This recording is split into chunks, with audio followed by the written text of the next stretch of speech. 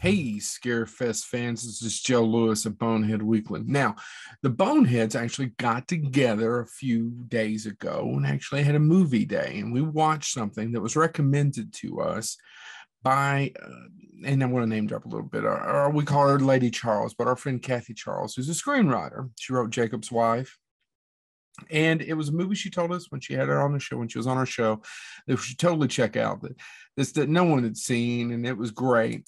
And James bought us a copy and we watched it. And it actually is famous for making Red Letter Media's the best of the worst. So it's not the greatest movie of all time. It's called Shakma or Shakma, I think, though. Basically, it came out in 1990. It's actually shot in Orlando. The whole time I was watching on this piece of crap had to be shot in Canada from the low quality, but no, it was shot in Orlando. And what it's about is this group of scientists, these young scientists, medical students, who are working on aggressive laboratory animals and doing some research, and they remove something from this baboon's head. And then they decide to play D&D after hours, role-playing game at the hospital. And for some odd reason, Shakma, who is the baboon, gets out of their cage and proceeds to kill him. That's a story. So Shakma. It's actually available on Tubi for free if you want to check it out. James didn't have to buy it, but I'm sure the Shakma people appreciate it. It stars no one you know except for two people. One of them is Amanda Weiss, and I actually had to Google. It was like, what? Who is that? And then look it up.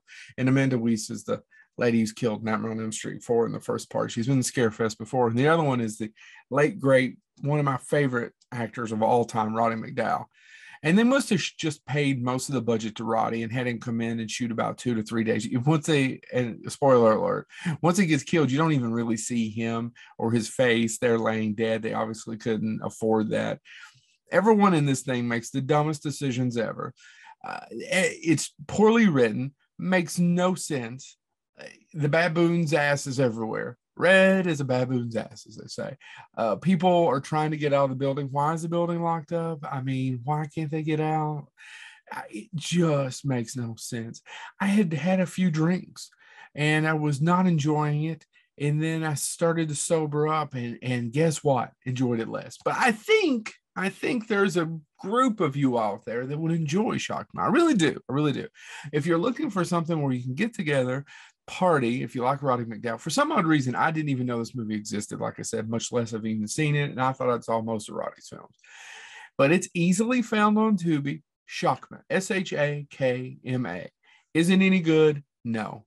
The only other kind of trivia I can give you about it is the baboon that plays Shakma is also the same baboon in Jeff Goldblum's The Fly, David Cronenberg. And you should totally watch that movie instead of this movie if you've never seen either one of them. You're like, I want to watch a movie with a baboon, then you should totally watch The Fly.